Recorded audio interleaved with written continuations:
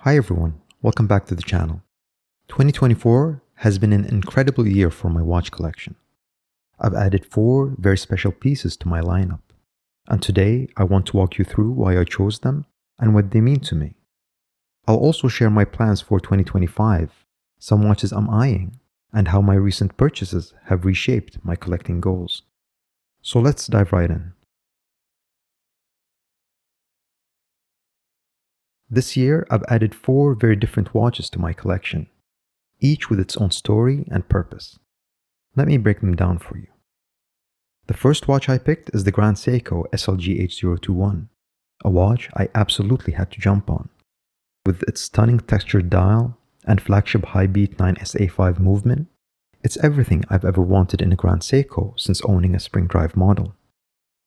One day, out of the blue, my AD called me and asked me if I wanted a very special watch that they just received. And when I found out it was the SLG H021, I told them keep it for me and that I was going to buy it. Grand Seiko has always been a brand I've admired, but this piece stood out because of its dial. It's one of those watches where you catch yourself just staring at. And as someone who's always wanted a Grand Seiko with their top-tier mechanical movement, this was the perfect opportunity. Next up was the IWC Portugieser 40 small seconds. I love IWC as a brand. I've always wanted a Mark Series watch, and I really liked their Mark 20 since the day it came out. Initially, I was torn when I was cross-shopping between the Portugieser and the Mark 20, but ultimately, the Portugieser won me over. There's just something timeless and elegant about its clean dial, applied markers, and that signature small second subdial. And yet again, I had to pass on the Mark Series watch. To me, the Portugieser is more sophisticated, but less versatile than the Mark Series watches. It's a dress watch, but doesn't feel out of place with a casual outfit. This purchase also changed how I view other watches on my wish list. Now that I own it, I've crossed off many pieces that were on last year's wish list. Watches in my dress piece, small seconds shortlist, if you will. Like the Nomos Club, the Longines Master Collection small second, the Raymond Weil Milsime, and the Stova Marine KS36.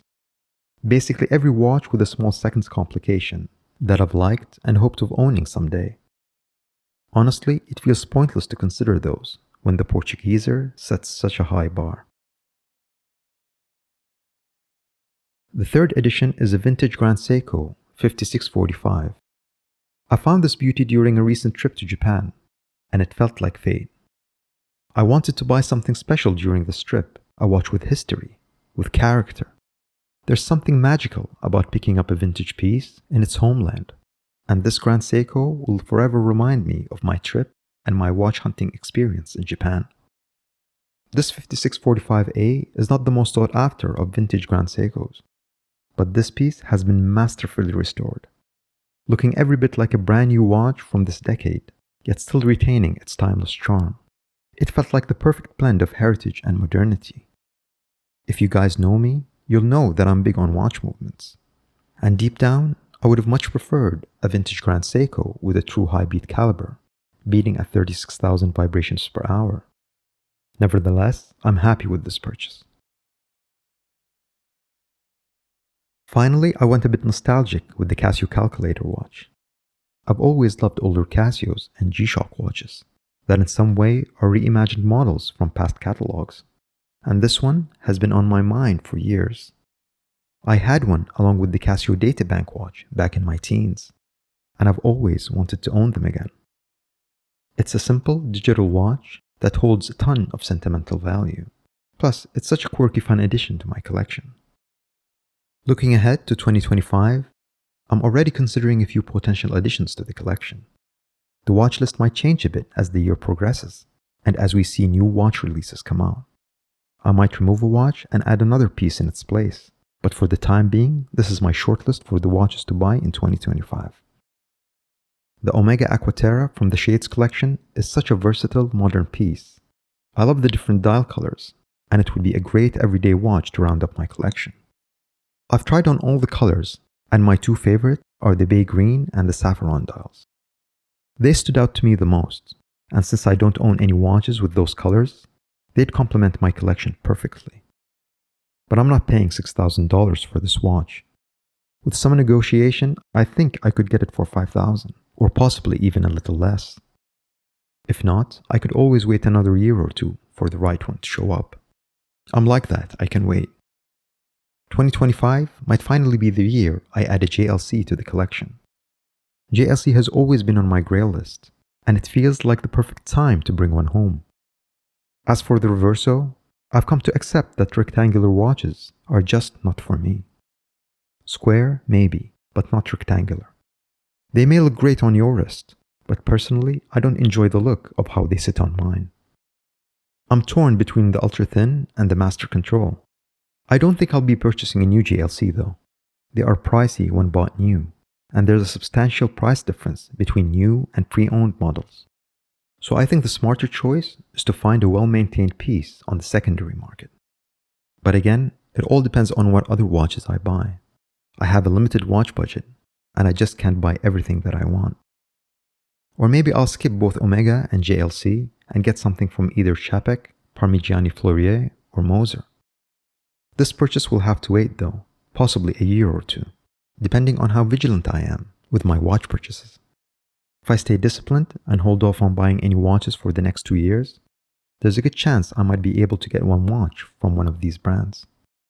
I love how these watches look, and I think they're a step up from anything I've got right now in my collection. Or maybe I'll do a complete 180 and end up buying a couple of micro-brand watches instead.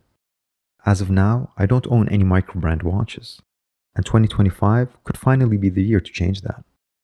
There are brands like Nevada Gretchen, Chrono Tokyo, Man, and Wise that I'm keeping an eye on. So let's see how things progress. And in a later video, I'll share with you guys all the micro brands that are on my wish list, and that should be on yours too. And finally, there's always the excitement of seeing what new releases brands might surprise us with. Watches that'll throw our goals and targets for the year out of whack. So that's it. Those are the watches I got in 2024 and a glimpse of what's ahead in 2025. I prefer to focus on quality over quantity, so I'm definitely leaning towards the first two columns. But I just can't ignore the value proposition in some of the micro brand watches sold today. I want each piece that I add to the collection to tell a story, and I'm excited to see where my watch collecting journey takes me next. What about you? What's been your favorite watch purchases last year? And what's on your wish list for 2025? Let me know in the comments. I'd love to hear from you. Thanks for watching, and as always, don't forget to like and subscribe so you don't miss the upcoming reviews on all my recent acquisitions. I wish you the best in your watch collecting journey, and I'll see you in the next one.